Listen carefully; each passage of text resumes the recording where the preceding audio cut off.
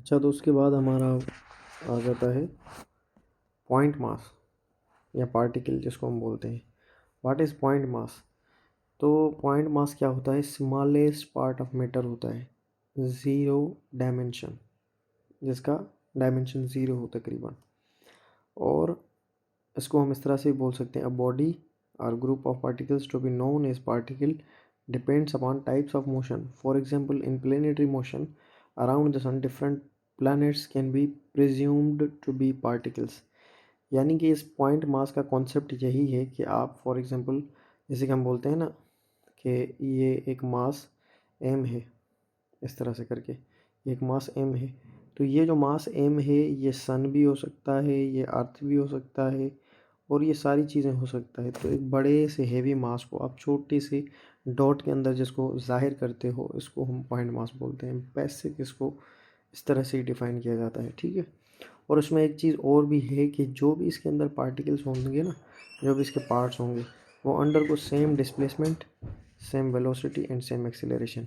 जब आप इसको पॉइंट मास को इस तरह से सपोज करोगे तो इसके अंदर सेम डिस्प्लेसमेंट आएगा, सेम वेलोसिटी आएगी, सेम एक्सेलरेशन आएगा। उसके बाद आपका और मेरा फेवरेट जो है वो टॉपिक है, दैट इज़ डिस्टेंस और डिस्प्लेसमेंट। ये आपने बचपन से चीज़ें पढ़ी हुई हैं, डिस्टेंस और डिस्प्लेसमेंट, 9th क्लास के अंदर, मेट्रिक क्लास के अंदर।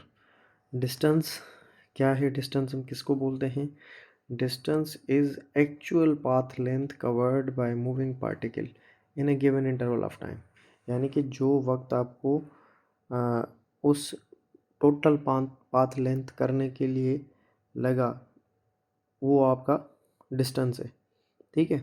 जैसे कि यहाँ पर देखें, इस तरह से नहीं, बोलने में मुझसे थोड़ा हो गया, लेकिन समझें कि आपकी जो टोटल पाथ लेंथ है ना, पाथ लेंथ का मकसद ये क्या है? इसको मैं इस तरह से भी बोलता हूँ जब मैं बच्चों को पढ़ाता हूँ कि आप जब से पैदा हुए हो, पैदा होने के बाद आप जितना चले हो आज तक, ये सारा आपका डिस्टेंस है।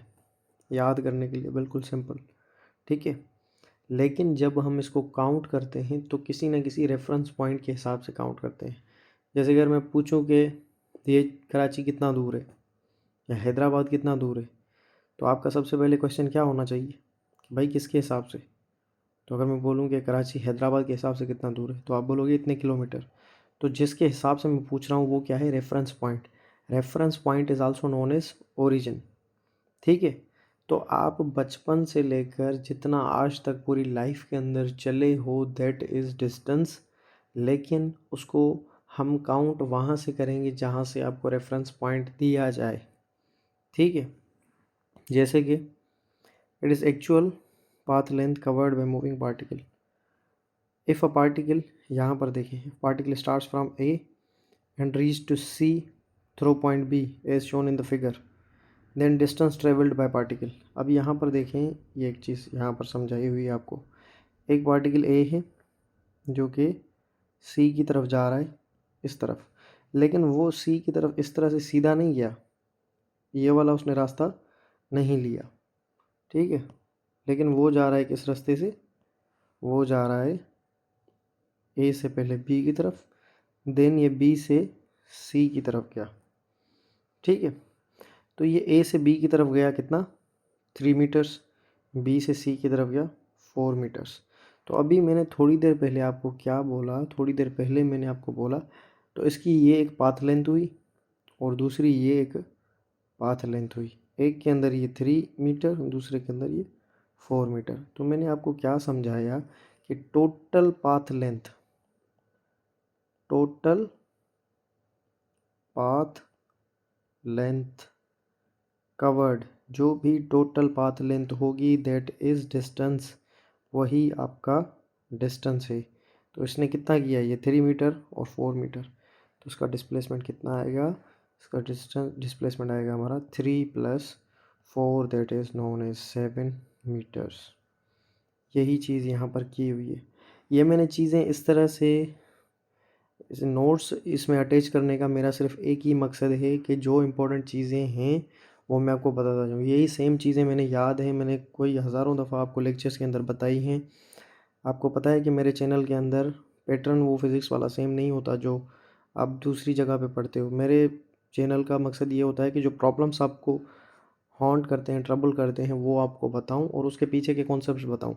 इस तरह से करके कुछ lectures, live lectures first year second year के ऑलरेडी अपलोडेड हैं। वन शॉट वीडियोस भी काफ़ी अपलोडेड हैं, तो वो आप देख सकते हो। इससे आपको काफ़ी फ़ायदा होगा, जो चीज़ें आपको कॉन्सेप्ट्स क्लियर नहीं है। अच्छा, ए से बी तक इसने इसको ए बी रखा है, और ये बी से इसने सी तक इसको बी सी रखा है। तो A B plus B C इसने 7 मीटर किया है। तो यहाँ ए बी की जगह पर इसने 3 रखा, बी सी की जगह पर 4 रखा। ये बात सेम ही है। अच्छा, डिस्टेंस आपका क्या है? डिस्टेंस आपका स्केलर क्वांटिटी है। Scalar quantity are those quantities which has only magnitude, जिनके पास सिर्फ और सिर्फ मैग्नीट्यूड हो, वही आपकी स्केलर क्वांटिटीज़ होती हैं। अच्छा, इसका डायमेंशन क्या है? डायमेंशन अगर इसके पास ये, इसका यूनिट क्या है? मीटर। मीटर किसका यूनिट होता है? लेंथ का। तो आपके पास ये क्या बन जाएगा?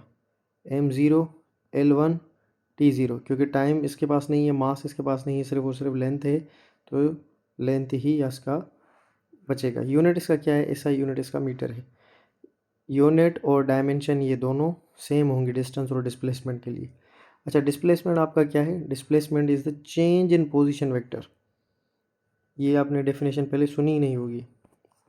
अच्छा, इसका बोलने का मेरा मकसद ये नहीं है कि आप पढ़ते ही नहीं हो या आपने कहीं पढ़ा ही नहीं होगा, मैं ही सिर्फ आपको पढ़ा रहा हूँ। आपको सिर्फ ये बोलने का मकसद ये है कि काफ़ी बच्चों को इन चीज़ों का पता नहीं होता। डिस्प्लेसमेंट आपने क्या सुना है बचपन से? Shortest distance between 2 points, change in position vector. ठीक है, चेंज इन पोजीशन वेक्टर, इसका क्या मकसद है ये भी मैं थोड़ी देर में आपको बताता हूँ। यहाँ पर इसने डिफाइन भी किया, vector joining initial to final position. तो पहले बाकी चीज़ें देख लो। डिस्प्लेसमेंट क्या है? Displacement is a vector quantity, dimension इन दोनों के सेम है। ठीक है, मैंने थोड़ी देर पहले बताया था ना आपको कि ये दोनों चीज़ें सेम है इन दोनों के लिए। सॉरी, ये तीनों नहीं, बल्कि ये जो दोनों हैं ब्लू वाली,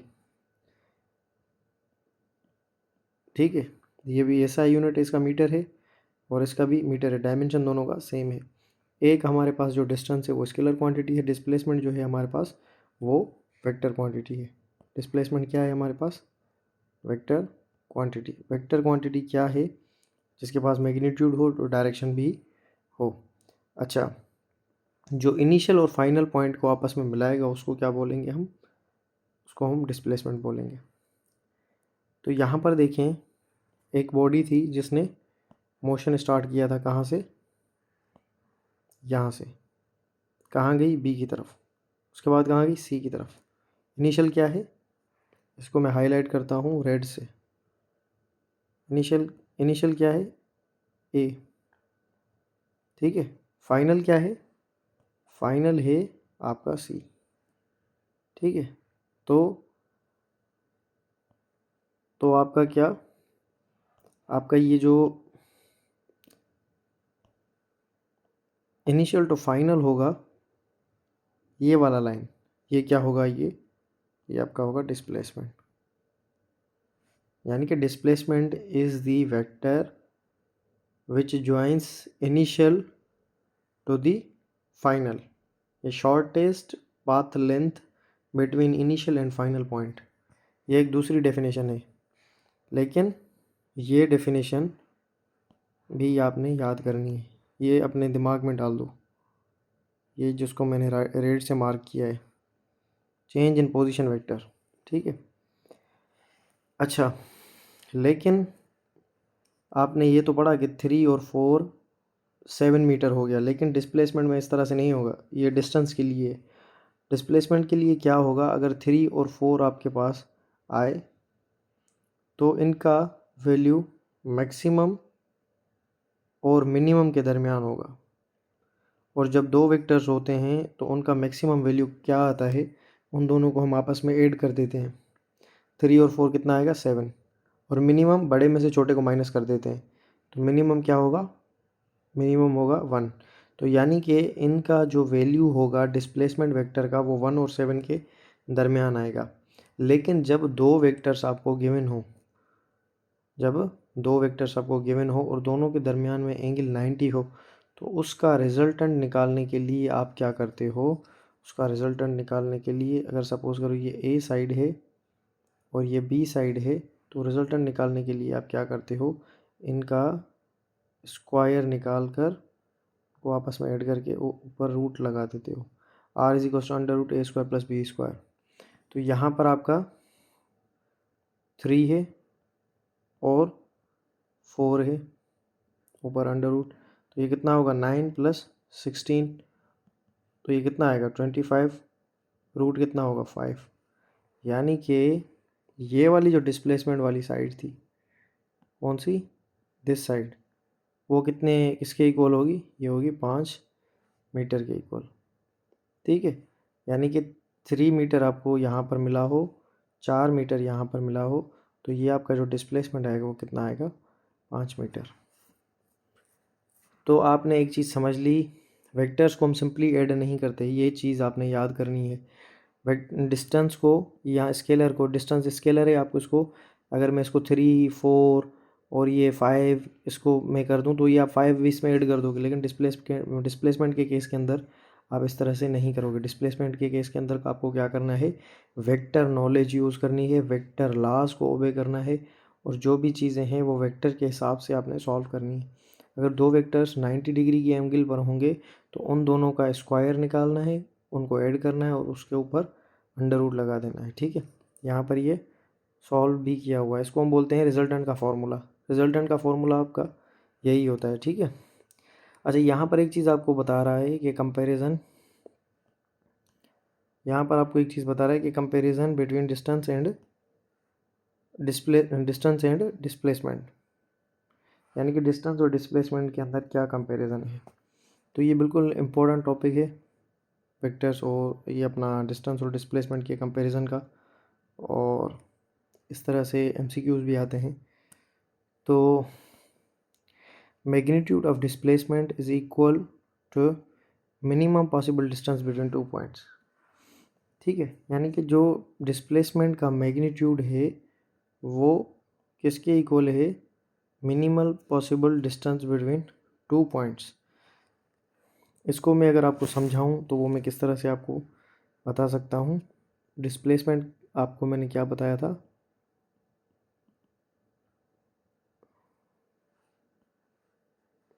डिस्प्लेसमेंट मैंने आपको क्या बताया था, जो कि शॉर्टेस्ट पाथ लेंथ। ठीक है, शॉर्टेस्ट पाथ लेंथ होगी किसके दरमियान, इनिशियल एंड फाइनल के दरमियान, इनिशियल एंड फाइनल के दरमियान। और डिस्टेंस क्या था, टोटल पाथ लेंथ। तो ये इसने सेम चीज़ को डिफ़ाइन किया है, इसमें कोई नई चीज़ नहीं है। तो उसके हिसाब से ये क्या बोल रहा है कि so the distance is greater than or equal to magnitude of displacement. यानी कि जो आपका डिस्टेंस होगा, एक चीज़ तो आपको पता है ना, जो डिस्टेंस है वो डिस्प्लेसमेंट से ज़्यादा होगा, डिस्प्लेसमेंट से कम कभी भी नहीं होगा, क्योंकि डिस्प्लेसमेंट आपका शॉर्टेस्ट है और डिस्टेंस हमेशा ऐड होगा। ठीक है, आहिस्ता आहिस्ता मैं सारी चीज़ें आपको बताता हूँ। पहले ये देखो, distance is greater than or equal to magnitude of displacement, ये निशानी मैग्नीट्यूड की है। Distance is equal to or greater than magnitude of displacement. वो इस वजह से क्योंकि जब भी आप जिधर भी जाओगे आपका डिस्टेंस ऐड होगा, लेकिन डिस्प्लेसमेंट अगर आप एक साइड गए हो तो वो आपका डायरेक्शन होगा पॉजिटिव, अगर आप वापस आओगे तो वो डायरेक्शन होगा नेगेटिव, तो डिस्प्लेसमेंट आपका घट जाएगा। उसका मतलब ये हुआ कि या तो डिस्टेंस डिस्प्लेसमेंट के बराबर होगा या डिस्टेंस डिस्प्लेसमेंट के ज़्यादा होगा। डिस्टेंस कभी भी डिस्प्लेसमेंट से कम नहीं हो सकता, ये चीज़ आपने याद करनी है। यहाँ पर क्या लिखा हुआ है नीचे, यहाँ पर एक चीज़ लिखी हुई है, for a moving particle distance can never be negative और zero while displacement can B.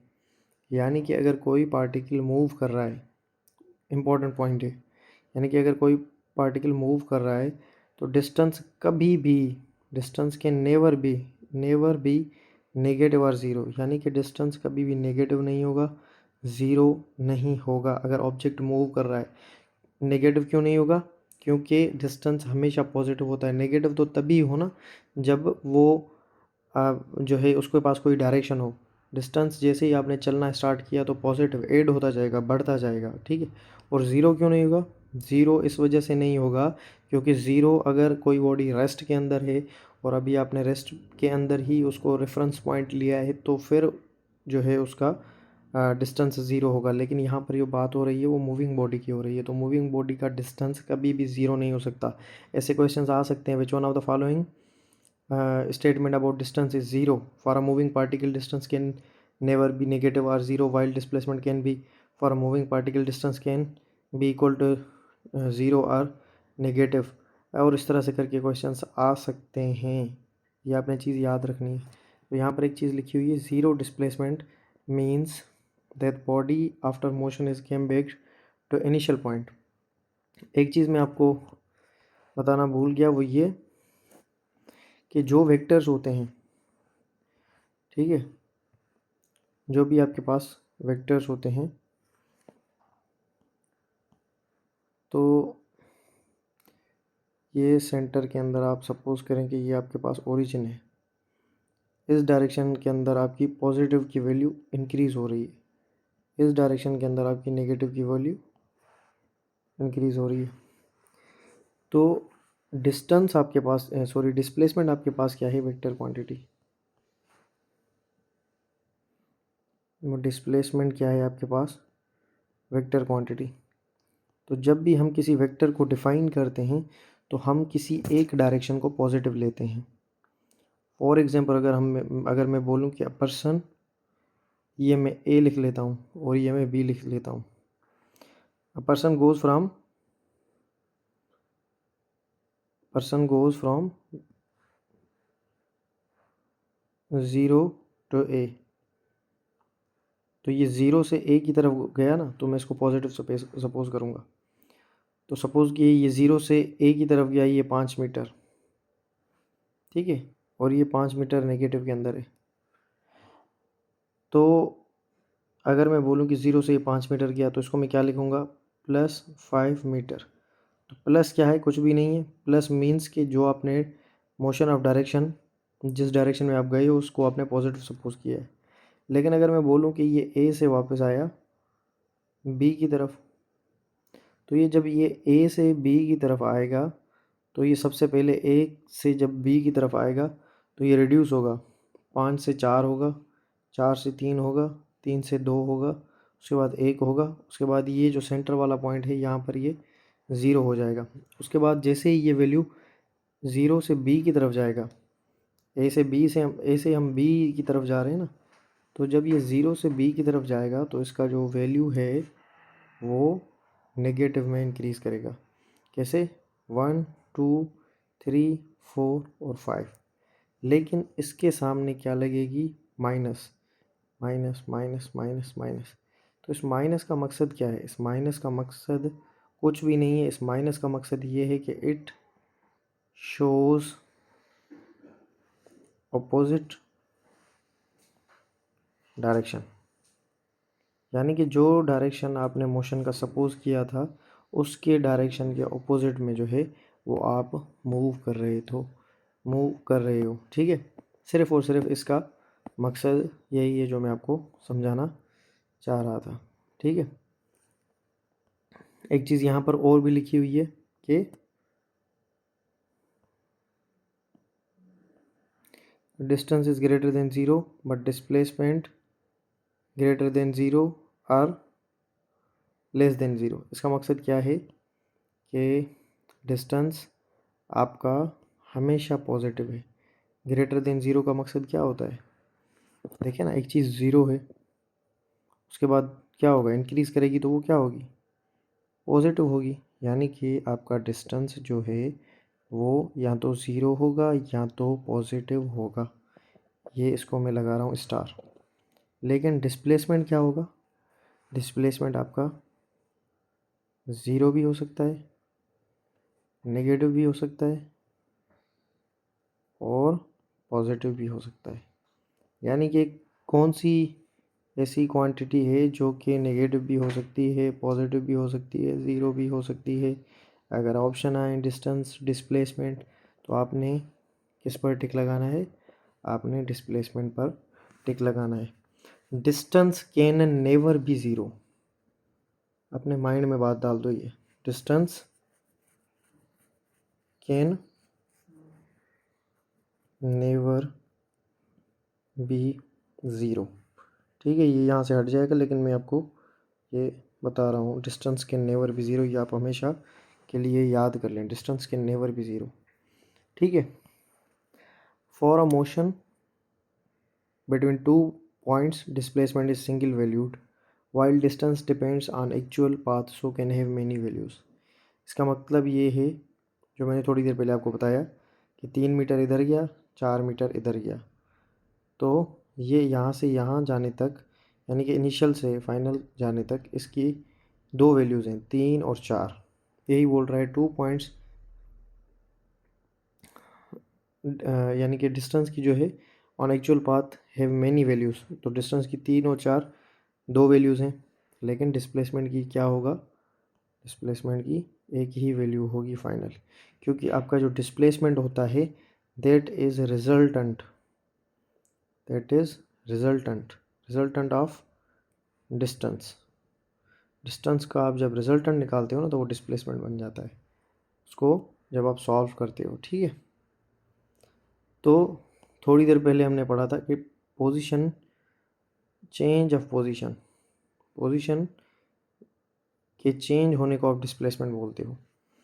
तो यहाँ पर ये चीज़ समझाई गई है जो कि मैं आपको समझाने की कोशिश करूँगा। आपके पास प्लेन है एक्स एक्सिस और ये आपके पास क्या है, वाई एक्सिस।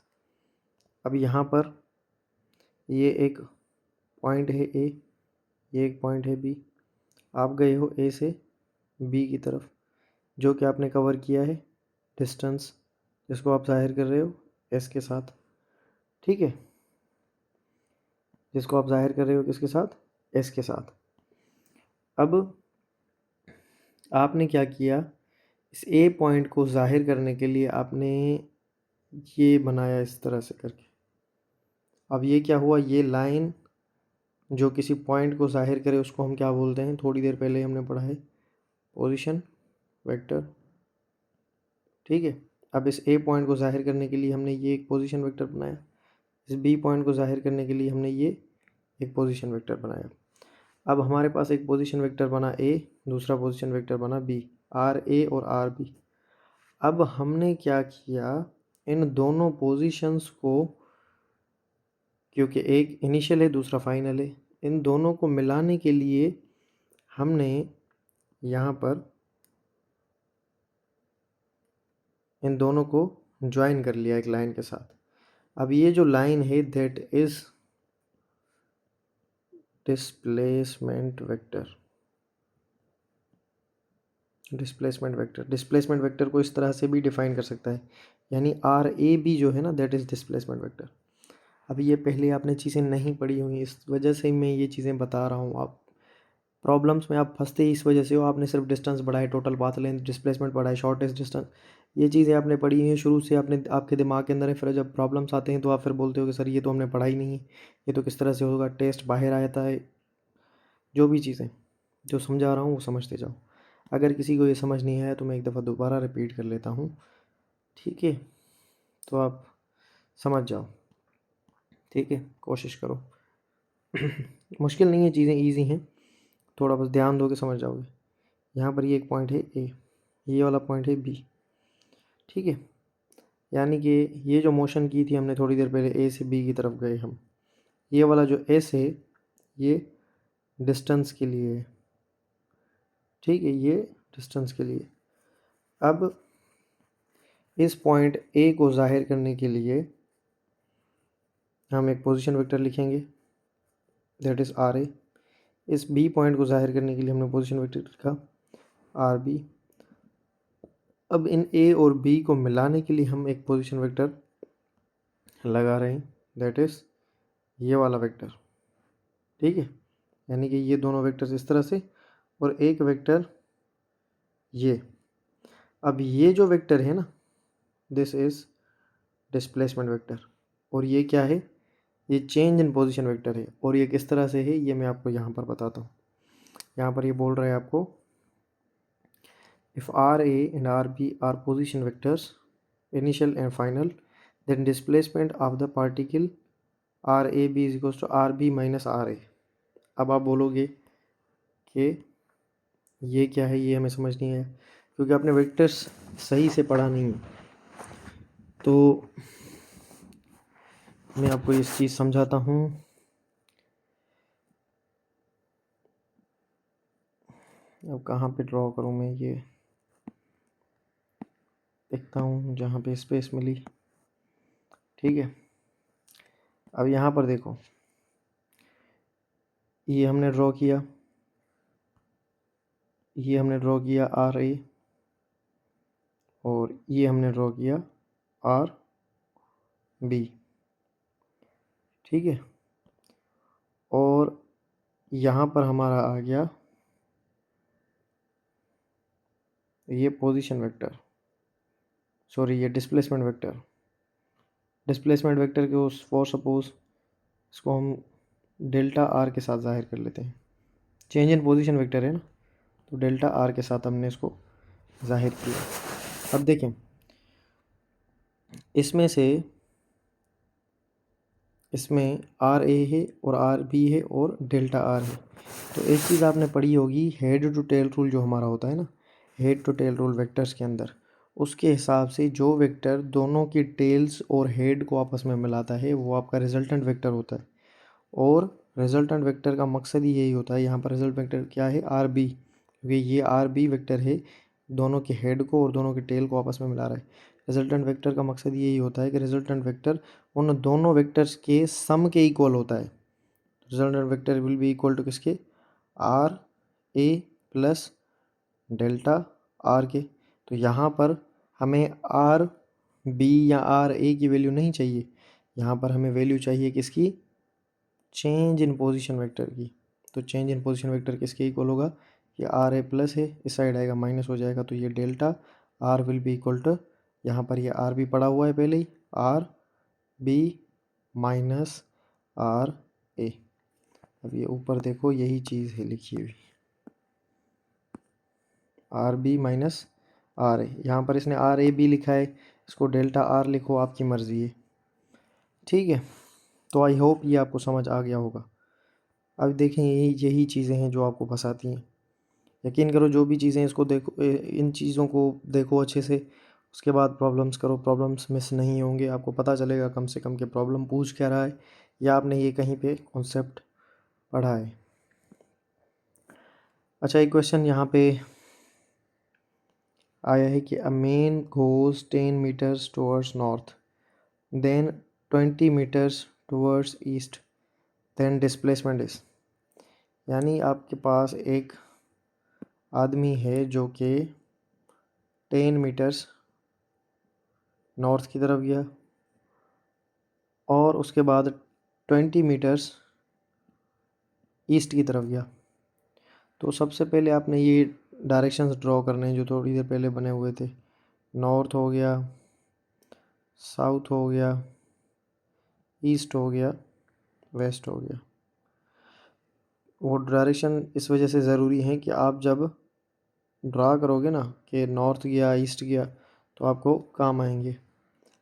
तो इन दोनों के दरमियान एंगल क्या होगा, इन दोनों के दरमियान होगा एंगल 90।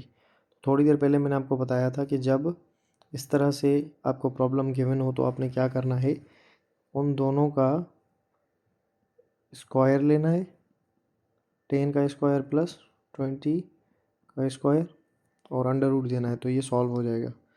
अब 10 का स्क्वायर कितना होगा 100, 20 का स्क्वायर कितना होगा 400, तो ये कितना होगा 500। 500 का किस तरह से हम लिख सकते हैं, 5 इंटू 100, 100 का 10 बाहर आएगा, 5 अंदर, 10 अंडर रूट 5। इसको हम इस तरह से भी लिख सकते हैं, 5 अंडर रूट 5 किसके इक्वल होता है 2.25 के, into 10 22.5। So this is the right answer, 22.5, A option. ये मैंने प्रॉब्लम्स आपके लिए सिलेक्ट किए हैं, यहाँ पर देखो जो आप कर सकते हो। इसको लिखने के लिए हम इस तरह से भी कर सकते हैं कि ईस्ट को हम एक्स की डायरेक्शन में लें, नॉर्थ को हम वाई की डायरेक्शन में लें, तो भी मकसद सेम है। एक्स के डायरेक्शन में लेंगे तो इसको आई कैप रखेंगे, वाई की डायरेक्शन में लेंगे तो इसको जे कैप रखेंगे। तो जो एक्स और वाई को मतलब आई और जे का जो मैग्नीट्यूड होता है ना, वो भी निकालने के लिए आपको क्या करना पड़ता है, यही फार्मूला लगाना पड़ता है। फार्मूला होता है आई और जे का, R is equals to under root i square plus j square plus k square. अगर के ज़ीरो है तो के को छोड़ देंगे, बाकी आई स्क्वायर प्लस जे स्क्वायर करोगे। आई की जगह पर क्या रखोगे, आई की जगह पर क्या रखोगे, यहाँ पर क्या गिवन है, एक्स के अलांग आपका 10 नॉर्थ है तो 20 मीटर, और ईस्ट के अलांग नॉर्थ के अलांग 10 मीटर और ईस्ट के अलांग 20 मीटर। तो आपका रिजल्ट जो है ना वो सेम ही आएगा। तो जो चीज़ आपको समझ आए, जो फॉर्मूला समझ आए, जो वे समझ आए, वो आप उस तरीके से करो। यहाँ पर जो ये मेथड गिवन है वो अगर आपको समझ आता है तो भले आप उससे कर सकते हो। और दूसरी एक चीज़ डिस्टेंस और डिस्प्लेसमेंट के लिए, वो क्या है कि अ body moves 1/4 of the circular path. अब इसने क्या किया है, बॉडी ने सर्किल का 1/4 कवर किया है। Arc in a circle of radius R, the magnitude of distance का मैग्नीट्यूड और डिस्प्लेसमेंट विल बी रिस्पेक्टिवली। अच्छा, रिस्पेक्टिवली जहाँ पर भी लिखा हो ना तो उसका क्या मकसद होता है, रिस्पेक्टिवली का मकसद ये होता है कि जब आप जो चीज़ आंसर करो तो उसमें जो चीज़ पहले है उसको पहले आंसर करना है। यानी कि डिस्टेंस पहले लिखा हुआ है, डिस्प्लेसमेंट बाद में, तो ये जो रिजल्ट ऑप्शन के अंदर है ना पहले वो डिस्टेंस का होना चाहिए, और डिस्प्लेसमेंट बाद में है तो बाद वाला डिस्टेंस जो है वो डिस्प्लेसमेंट का होना चाहिए। अच्छा, यहाँ पर क्या है देखो, 1/4 ऑफ द डिस्टेंस कवर हुआ है सेमी सर्कुलर पाथ में, सर्किल है उसका रेडियस क्या है आर। तो बताओ मैग्नीट्यूड ऑफ डिस्टेंस और डिस्प्लेसमेंट क्या होगा। तो एक चीज़ मैं आपको बताऊं, वो क्या है कि आपको जो पूरा सर्किल होता है ना, पूरा सर्किल, ये पूरा सर्किल ये किसके इक्वल होता है, ये आपके पास इक्वल होता है 2πr के। 2πr क्या होता है, इसका पूरा टोटल डिस्टेंस होता है, टोटल लेंथ जो इसकी होती है, या जो इसका सरकमफ्रेंस होता है, सरकमफ्रेंस मतलब ये जो छोटी छोटी लाइनें मिलके गोल बनता है इसको हम सरकमफ्रेंस बोलते हैं। तो ये जो 2πr है ये टोटल सरकमफ्रेंस की लेंथ है। तो जो टोटल लेंथ होती है उसको हम क्या बोलते हैं, इसको हम बोलते हैं डिस्टेंस। इसको क्या बोलते हैं हम, डिस्टेंस। और यहाँ पर आपसे क्या पूछा गया है, अच्छा तो उसके हिसाब से कुछ मैं चीज़ें आपको बता दूं पहले, तो प्रॉब्लम करने में आसानी होगी। अगर मैं इसको हाफ कर दूं तो क्या होगा, अच्छा कंप्लीट जो सर्किल है उसका डिस्प्लेसमेंट क्या होगा, कंप्लीट सर्किल याद कर लें, जो इनिशियल पॉइंट से स्टार्ट हो सेम उसी पॉइंट पर आ जाए उसको हम, उसका डिस्प्लेसमेंट क्या होता है, ज़ीरो। ठीक है, यानी कि पूरे सर्किल का डिस्प्लेसमेंट क्या हुआ, ज़ीरो, और डिस्टेंस क्या हुआ 2πr। ये चीज़ आपने समझ ली।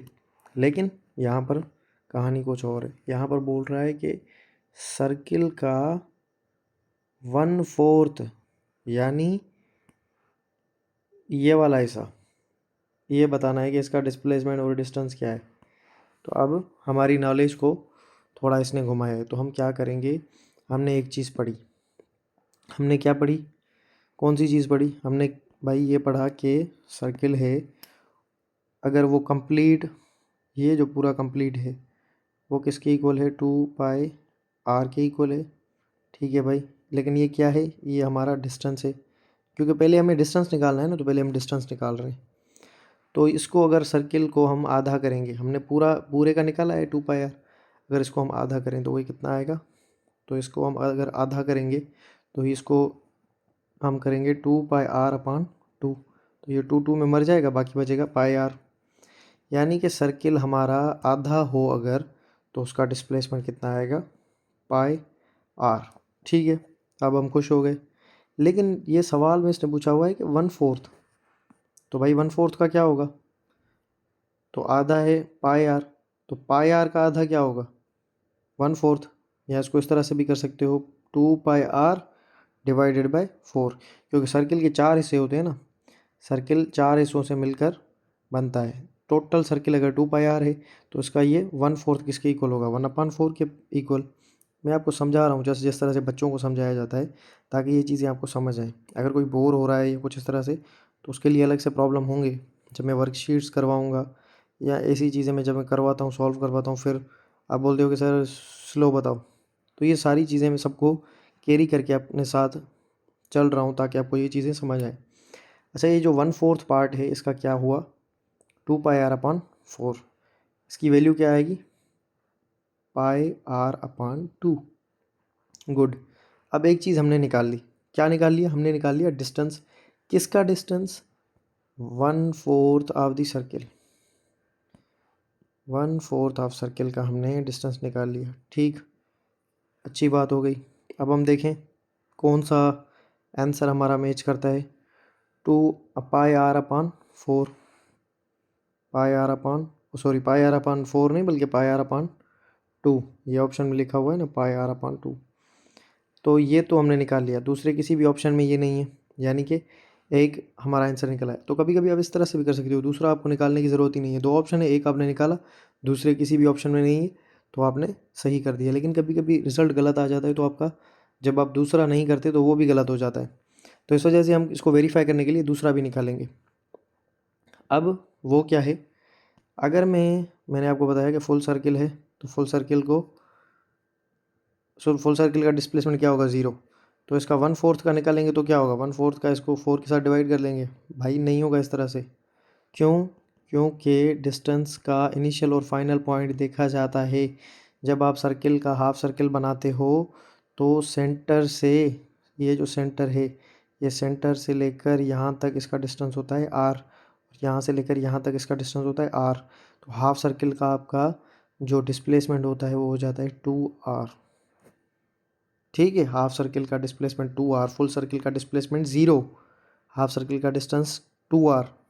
तो अगर इसका मैं 1/4 करूँ तो ये इसका हाफ हो जाएगा। जब हाफ सर्किल का 2r है तो इसको मैं हाफ करूँगा तो क्या आएगा, इसका r आएगा।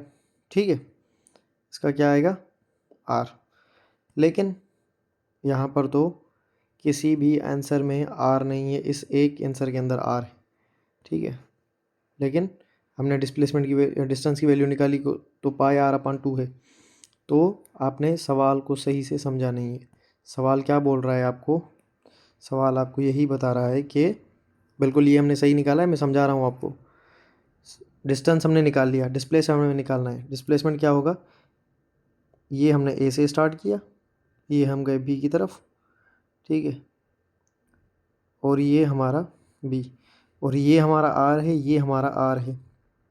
ठीक है, अब हमें क्या करना है, डिस्प्लेसमेंट निकालना है। तो डिस्प्लेसमेंट इनिशियल और फाइनल का इस तरह से निकाला जाता है।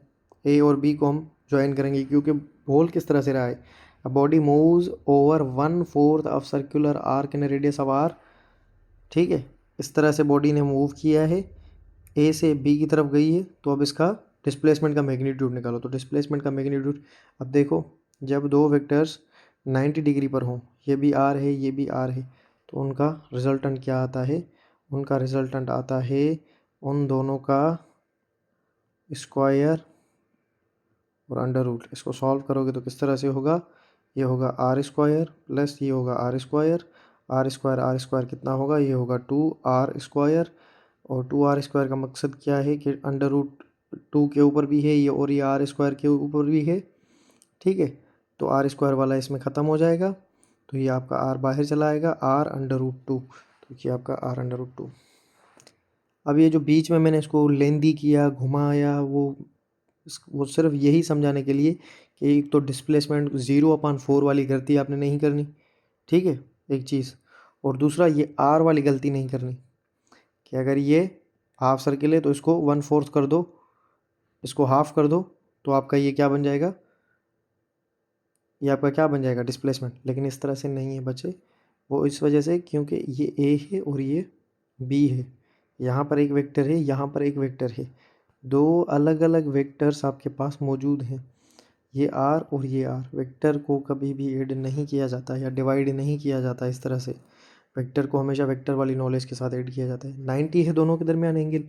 अच्छा, अगर कोई बच्चा जिसकी बेसिक्स अच्छी नहीं है मैथ की, अगर उसके दिमाग में चल रहा है कि ये इसके दोनों के दरमियान में एंगल 90 कैसे है, ये हमें कैसे पता चलेगा, तो उस बच्चे के लिए मैं बता दूँ, ठीक है, कोई भी सवाल छोटा नहीं होता। जब आप अपने जहन से ये चीज़ निकाल लोगे ना, मैं उस टीचर को टीचर नहीं मानता जो कि बच्चे को किसी बेसिक सवाल पूछने पर क्रिटिसाइज़ करे। हाँ, लेकिन अगर आपने कुछ पढ़ा ही नहीं है, पढ़ते ही नहीं हो और खामखा टीचर को इरिटेट करने के लिए पूछे जा रहे हो, तो फिर वो अलग केस है। यहाँ पर देखें, अगर सीधी लाइन है, उसके ऊपर अगर मैं इस तरह से सीधी लाइन गिराऊँ, ठीक है, इस तरह से अगर कोई हॉरिजॉन्टल लाइन है, इस तरह से जैसे ज़मीन होती है सीधी, बिल्कुल यहाँ फर्श होता है आपका फ्लोर, उस पर एक बिल्कुल सीधी लाइन गिराऊँ, ठीक है, तो ये जो एंगल बनेगा ना, ये आपका एंगल बनेगा 90 डिग्री। तो जैसे मैं यहाँ पर इस तरह से बना रहा हूँ, तो यहाँ पर भी एंगल 90। इसको समझाने का एक और तरीका है, वो ये कि अगर जो सीधी लाइन होती है उस पर क्या होता है, हमारा हाफ सर्किल बनता है। हाफ सर्किल की एंगल क्या होती है, 180 डिग्री। 180 डिग्री को मैं आधा करूँगा तो क्या बनेगा, ये इधर 90 और ये इधर 90। ठीक है बच्चे, आई होप कि समझ आ गया होगा, जिन बच्चों को बिल्कुल ही समझ ना आया हो तो। ठीक है, तो आई होप समझ आ गया। अब अच्छा, ये यहाँ पर इसने जो है ना वो कहानी करवाई हुई है सारी, तो अगर आप मेरी समझ नहीं आ रही हो तो ये भी देख लेना। ठीक है, अच्छा, प्रॉब्लम 3 क्या है। अच्छा, ये जो है ना मुश्किल मुश्किल में मुश्किल प्रॉब्लम ये है, ये कर लिया ना, आई गारंटी यू एमडी गेट में आईबीए वाला टेस्ट बनाए, डाओ बनाए, जिना बनाए, इससे कोई मुश्किल क्वेश्चन नहीं आएगा। ये कर लिया तो सारे हो जाएंगे। ठीक है, इसका क्या मकसद है इस क्वेश्चन का, आपका ये क्वेश्चन है कि डिस्प्लेसमेंट। अब देखो, ये क्वेश्चन पहली दफ़ा में समझ नहीं आता, कोई मसला नहीं, दोबारा करना है, उसके बाद दोबारा करना है, उसके बाद दोबारा करना है, ये पैटर्न समझ लेना है आपको। जो भी फिज़िक्स में क्वेश्चंस को याद करता है वो फेल होता है, जो मेथड सीख लेता है वो सक्सेसफुल हो जाता है। जो मेथड सीख गया ना, उसको कुछ याद करने की ज़रूरत नहीं है। ठीक है, जो मेथड सीख गया उसको कुछ याद करने की ज़रूरत नहीं। यहाँ पर क्या है, displacement of a point of the wheel initially in contact with the ground. यानी कि ये आपके पास व्हील है, उसका ये जो पॉइंट है ना, ये इनिशियली कॉन्टेक्ट किसके साथ है, ये आपके पास ग्राउंड है उसके साथ। अब क्या पूछ रहा है कि when the wheel rolls forward half a revolution. अच्छा, रिवॉल्यूशन का क्या मकसद है बच्चे, जिन बच्चों को नहीं पता, रिवॉल्यूशन का मकसद होता है 360 डिग्री। रिवॉल्यूशन मतलब एक कंप्लीट चक्कर, कंप्लीट चक्कर बनता है तो उसमें एक फुल सर्किल बन जाता है। ठीक है, फुल सर्किल का मकसद क्या है कि 360 डिग्री। यहाँ पर क्या हुआ है, हाफ हाफ रिवॉल्यूशन, हाफ का मकसद क्या है।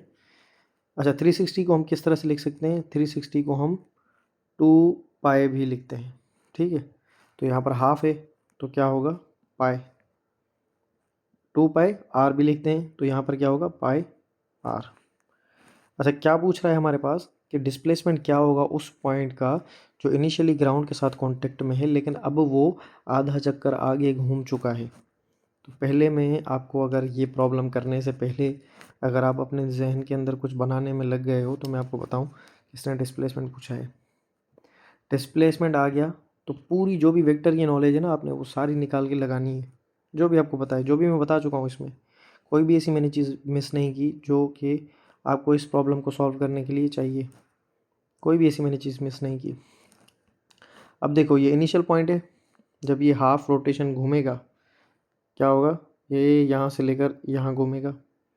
देखो ना, हाफ रोटेशन का क्या मकसद है, हाफ रिवॉल्यूशन का, ये ऊपर जाएगा यहाँ तक। ठीक है, तो ये वाला पॉइंट आ जाएगा यहाँ पर, तो यहाँ पर ये आ गया है पी न्यू, पी इनिशियल, यानी कि वो पॉइंट जो शुरू में ग्राउंड के साथ था, अब वो ऊपर है। लेकिन अब क्या हुआ, अब ये जब ऐसे घूमेगा तो ये थोड़ा आगे भी तो जाएगा, तो ये आगे कितना गया, ये आगे भी गया, ये पाई आर आगे गया, जो मैंने आपको बताना चाह रहा था, ये पाई आर। पाई आर क्या होगा, हाफ रिवॉल्यूशन, हाफ रिवॉल्यूशन आगे गया, तो ये आपके पास क्या है, पाई आर। ठीक है, ये चीज़ समझ आई आपको। ठीक, दोबारा मैं चीज़ रिपीट कर लेता हूँ, परेशान होने की ज़रूरत नहीं है। मैंने आपको क्या बताया कि आपके पास एक गोल सर्किल है जिसका इनिशियल पॉइंट ग्राउंड के साथ पहले कांटेक्ट में है। अब उसको हम हाफ रिवॉल्यूशन घुमाते हैं, जब उसको हम हाफ रिवॉल्यूशन घुमाएंगे तो ये वाला पॉइंट क्या होगा, ये वाला पॉइंट ऊपर चला जाएगा, और लाजमी है जब ये पूरा चक्कर काटेगा तो ये थोड़ा सा आगे भी जाएगा। तो ये आधा चक्कर, अगर पूरा चक्कर आगे चला जाता तो ये कितना होगा, 2 पाई आर, लेकिन ये आधा चक्कर गया है तो ये कितना होगा, पाई आर। ठीक है, ये पाई आर आगे गया। और इसका डिस्प्लेसमेंट बताना है हमने, किसका, इस पॉइंट का। अब ये पॉइंट इनिशियली यहाँ पर था, फाइनल ये पॉइंट यहाँ पर आ गया है, तो जो इनिशियल और फाइनल को मिलाता है उसको ही हम बोलते हैं डिस्प्लेसमेंट। यानी कि हमने ये पॉइंट निकालना है आर वाला, बिल्कुल ठीक। तो अगर ये हमें साइड मालूम है, ये हमें साइड मालूम है, तो ये वाली साइड हम मालूम कर सकते हैं। अब अगर किसी बच्चे के जहन में ये सवाल आ रहा है कि ये हमें साइड कैसे मालूम हुई, तो देखो बच्चे, ये वाली जो साइड है ना, वो आपको इस तरह से मालूम हुई कि मैंने थोड़ी देर पहले आपको बताया था कि सेंटर से लेकर यहाँ तक का डिस्टेंस होता है आर, सेंटर से लेकर सरकमफ्रेंस का डिस्टेंस होता है आर, और दोनों को मिलाकर हम बोलते हैं डायामीटर। सेंटर से सर्किल तक का, सरकमफ्रेंस तक का डिस्टेंस होता है रेडियस, उसको हम रेडियस बोलते हैं। तो ये 2 रेडियस के बराबर है। ठीक है, तो ये 2 रेडियस के बराबर है। तो जब आप इसको सॉल्व करोगे तो वो आप किस तरह से करोगे, आपको ये वाली आर निकालनी है। तो R will be equal to, किसके इक्वल होगा, ये पाई आर का स्क्वायर प्लस ये 2r का स्क्वायर, तो हमने ये रखा 2r का स्क्वायर। ठीक है, तो इसको हमने क्या रखा, पाई का स्क्वायर आर का स्क्वायर, तो क्या हो जाएगा पाई स्क्वायर आर स्क्वायर। 2 का स्क्वायर आर, 2 और आर का स्क्वायर, तो 2 का स्क्वायर हो जाएगा 4, आर का स्क्वायर हो जाएगा आर स्क्वायर। एक चीज़ यहाँ पर क्या होगा, यहाँ पर भी आर स्क्वायर है, यहाँ पर भी आर स्क्वायर है, तो ये दोनों का हो जाएगा कॉमन। यानी कि ये मैं रखूँगा यहाँ पर आर स्क्वायर और ये पाई स्क्वायर प्लस 4। देखो यार ये मैथ है, ठीक है, ये मैथ है। अगर किसी को बच्चे को थोड़ा सा मसला हो रहा है तो उसकी मैथ में मसला है और मेरे समझाने में मसला नहीं है। ठीक है, मैं आपको सही समझा रहा हूँ। तो अब ये क्या होगा, देखें ये वाला जो आर स्क्वायर है ना, ये अंडर रूट जो है ये पूरा सब के ऊपर है, तो मैं अलग करने के लिए, समझाने के लिए लिख रहा हूँ। तो ये आर स्क्वायर के ऊपर भी है और ये आपका पाई स्क्वायर प्लस 4 के ऊपर भी है। तो ये आर स्क्वायर वाला इसके अंदर ख़त्म हो जाएगा, क्योंकि अंडर रूट का पावर होता है 1/2, इसके अंदर ख़त्म होता है। तो ये आपका बनेगा are pi square plus 4।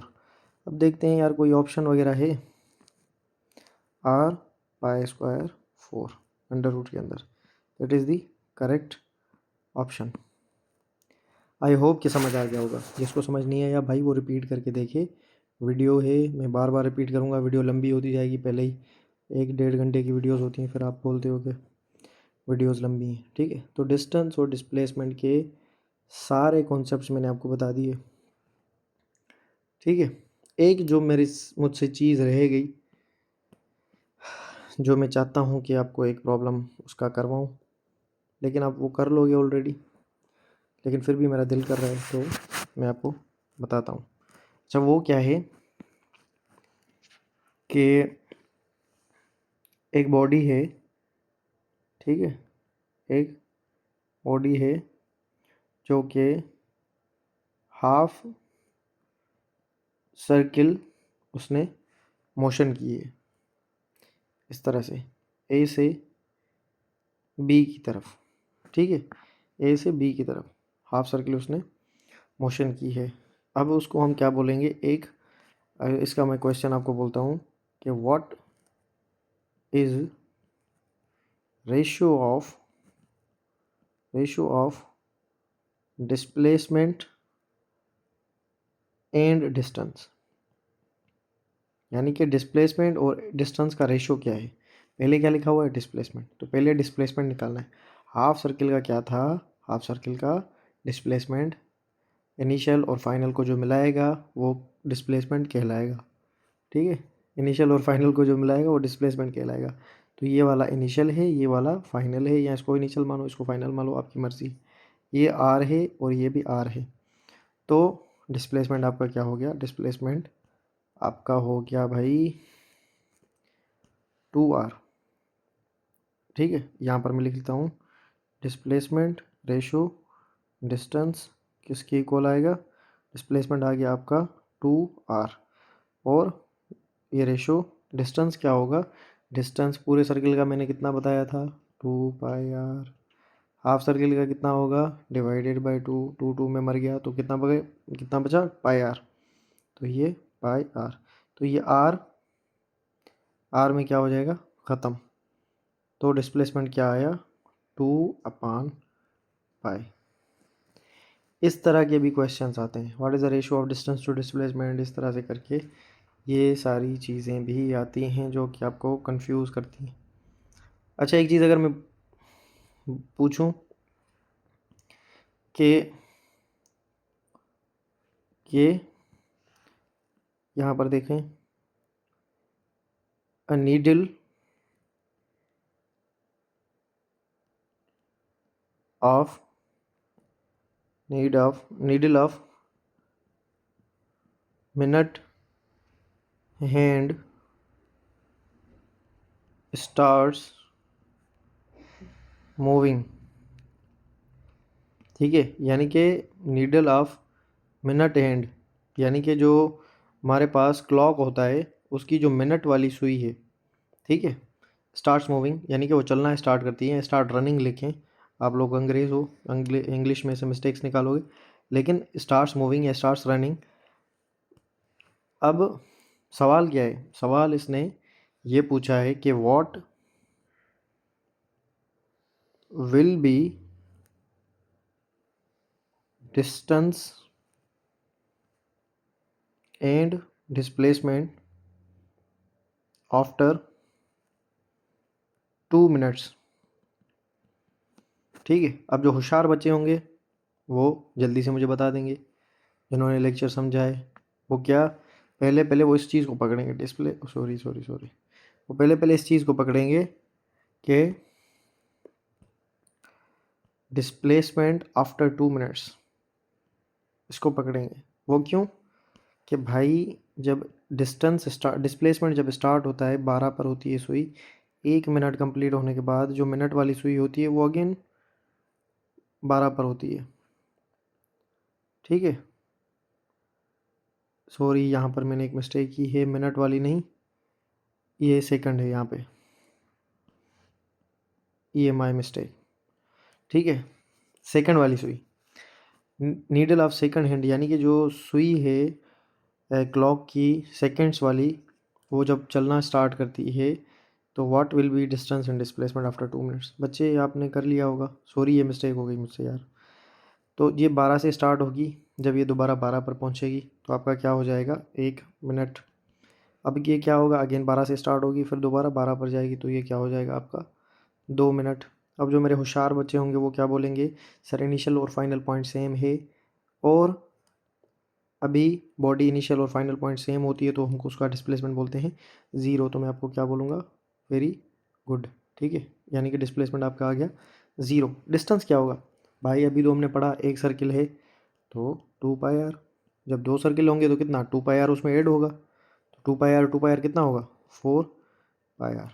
Very good, excellent. अगर किसी ने ये किया है, एक्सीलेंट, आपने लेक्चर्स समझ लिए हैं, ठीक है। आई होप कि क्लियर हो गया होगा आपको। और दूसरी एक चीज़ डिस्टेंस और डिस्प्लेसमेंट में से, वो अगर आपसे पूछा जाए कि डिस्प्लेसमेंट पूछा जाए किसका, कि एक आदमी है वो ए से बी की तरफ गया, बी से सी की तरफ गया, सी से अगेन डी की तरफ गया, ठीक है, और ये ई की तरफ गया, और ठीक है, अगर ये सारे इक्वल हैं आपस में, यानी कि ए से बी, बी से सी, ये सारे इक्वल हैं, तो आप इसको किस तरह से करोगे, अगर ये ऊपर गया और ये नीचे आया तो ये वाला पॉजिटिव सपोज करोगे, ये वाला नेगेटिव, और दोनों हैं इक्वल, तो ये आपस में मर जाएंगे, यानी कि कैंसिल हो जाएंगे। बाकी क्या बचा, ये ए से बी की तरफ और सी से डी की तरफ, तो ए से बी की तरफ और सी से डी की तरफ जो भी इनका वैल्यू होगा, सपोज इनका वैल्यू एक्स है और इसका भी एक्स है, तो ये आपस में ऐड हो जाएंगे, क्योंकि मैंने ऑलरेडी बोला था कि ये इक्वल है, तो ये क्या हो जाएगा 2x, और ये प्लस के अंदर है तो इसका मतलब ये है कि दोनों का डायरेक्शन सेम है। इस तरह के ही आपसे सवाल पूछे जाते हैं डिस्टेंस और डिस्प्लेसमेंट के बारे में। आई डोंट थिंक कि मैंने जो है वो कोई चीज़ ऐसी मिस की है। लेकिन फिर भी अगर आपको ऐसे लगता है तो चलो मैं आपको एक और सवाल पूछ लेता हूँ डिस्टेंस और डिस्प्लेसमेंट में से, कि ए से बी की तरफ आपने मूव किया 16 और ये आपने मूव किया 9, व्हाट विल बी ए से बी, बी से c, this is displacement r, what will be value of r, इस तरह से भी पूछ सकता है। व्हाट विल बी डिस्प्लेसमेंट, इस तरह से भी पूछ सकता है। What will B change in position, इस तरह से भी पूछ सकता है। देखो एक सवाल पूछने के कितने तरीके हैं, तो आप क्या करोगे 16 का स्क्वायर प्लस 9 का स्क्वायर इसके साथ अंडर रूट, तो ये भाई कितना आएगा इसको सॉल्व करेंगे तो 4 3, तो ये आएगा आई थिंक, चलो इसको आप सॉल्व करना जो भी इसका वैल्यू आए, मेरे ख्याल से तो इसका ये वैल्यू आएगा 15। ठीक है, कंफर्म नहीं है मुझे भी, फिर भी आप देख लेना।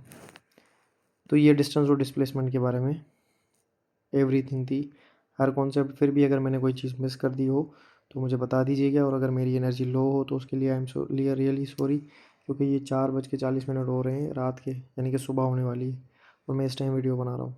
ठीक है, wish you all the very best. कोई चीज़ समझ ना आई हो मुझसे आप पूछ सकते हो बिल्कुल, और ये वीडियो सबके साथ शेयर करनी है। बाकी लाइक करो, कमेंट करो, जो आपकी मर्ज़ी, जो आपको समझ आए, लेकिन शेयर लाजमी करो ताकि सबका फ़ायदा हो।